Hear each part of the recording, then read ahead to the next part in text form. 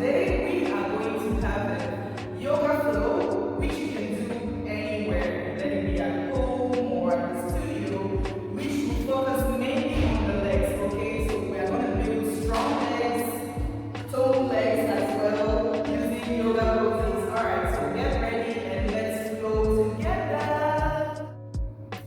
So, get very comfortable on your mat. Get comfortable on your mat in a neutral pose. And we're going to begin a cat-cow sequence. Inhale very deeply, making sure you bring the crown of your head all the way to the top. And when you exhale, crown of your head goes inward as you're trying to bring it towards your thighs or your belly. So we are going to repeat this sequence a couple of times. Just let it come to you naturally. Don't try to force it, okay? The more you practice this, the more the flow is going to be comfortable, and the practicality of it is going to just come to you naturally. So we take this a couple of times. Note it, you can do this as many times as you wish, but try to do this at least 5 times. Exhale, send the air all the way out and suck in your belly button. Inhale all the way in, filling your belly with that air. Let that bring life to you. Realign yourself and prepare for your bird dog sequence. In this position, make sure your arms are well aligned, your core is engaged, and your feet are aligned as well. Keeping your toes tucked on the mat, you're going to bring your knee all the way inward towards your chest so as to meet your elbow, and you stretch it all out. That is, you stretch the arm and the leg out. Remember to keep it in alignment so as to help you maintain a proper balance. We go about this 10 to 15 times. You can choose to do more, but try to do at least 10 times and transition in your cat-cow sequence. That will aid a lot in your back flexibility. So once that is done, you proceed on to the other side. Always perform both sides so as to keep that balance in your overall body. Keep going about it and let your breath flow. Remember, you have to take deep, very deep and timely inhales as well as deep and timely exhales. So filling your belly completely and empty it completely as well. Anytime you find yourself probably distracted by thoughts or by the noise around you, just bring your awareness back to your breath as you carry on with your flow. So once that is done on the other side, transition one more time in your cat-cow sequence. I like it a lot as it helps me keep a greater sense of awareness in my practice. So come out of this position and then take a bird dog pose, which we are going to hold this time around.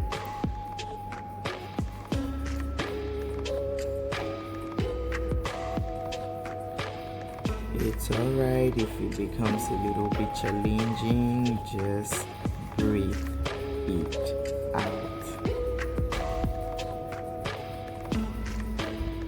We are going to move on to the other side, so you can hold your bird dog pose for a duration of at least 10 seconds, but you could take it as longer as that.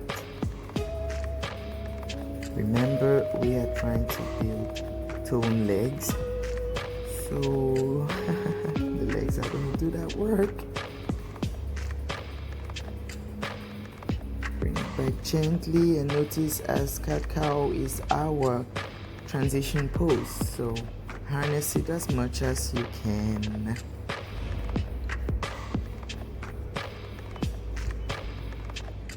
Tuck your toes, engage your core, and push your tailbone upward to get into that downward dog.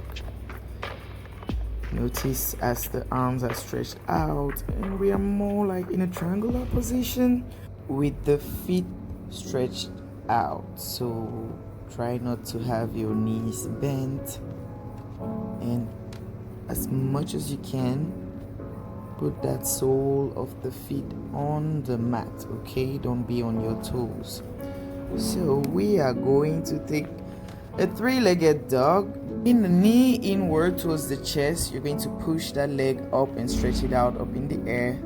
Bend that knee and bring it all the way back inward, dropping your feet on the mat just forward to get into that lunge, And once in that lunge, we are going to take pulses with the lunge, okay? Going up and down, up and down. Distribute the weight well on your foot, which is on the mat, and the toes at the back, okay?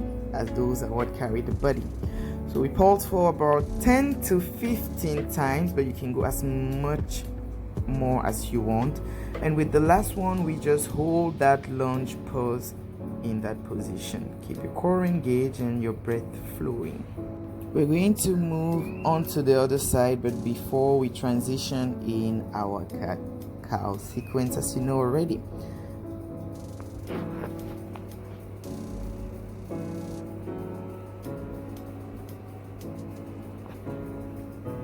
Once done with the transition, get back into your downward dog, tucking your toes on the mat, pushing your tailbone up in the air and straightening those arms. Stay in that downward dog, and while in this position, tune in more into your body to pay attention and check in with those different signals and sensations you've been getting so far into the practice. So we move on to the other leg. Stay with our lunge position, lunge with pulses, of course. And once that is completed, we are just going to hold the lunge in that pose. Oh, I know this can be challenging, and you're gonna feel it in your thighs, in your quads, in your whole leg. But hey, this is all for the best, okay? So just keep in mind that there is no judgment in this moment. You just do what you gotta do so as to be able to enjoy the results later. You're going to realign yourself and transition again into that cat-cow position. Once that is done, we are going to recline into our child's pose. Stretch your arms out as you're trying to reach out for the front of the mat, and just relax until you get out of it. We are going to come back into our downward dog, but this time making steps forward. Walk all the way to at least the front or the center. Bend your knees. Inhale your way up into chair pose, which you are going to pulse with, okay? So let's go for at least 10 pulses. Keep your breath flowing and let your breath help you let go of the pain. With the last one, we're going to hold it and then inhale our way back up into mountain pose.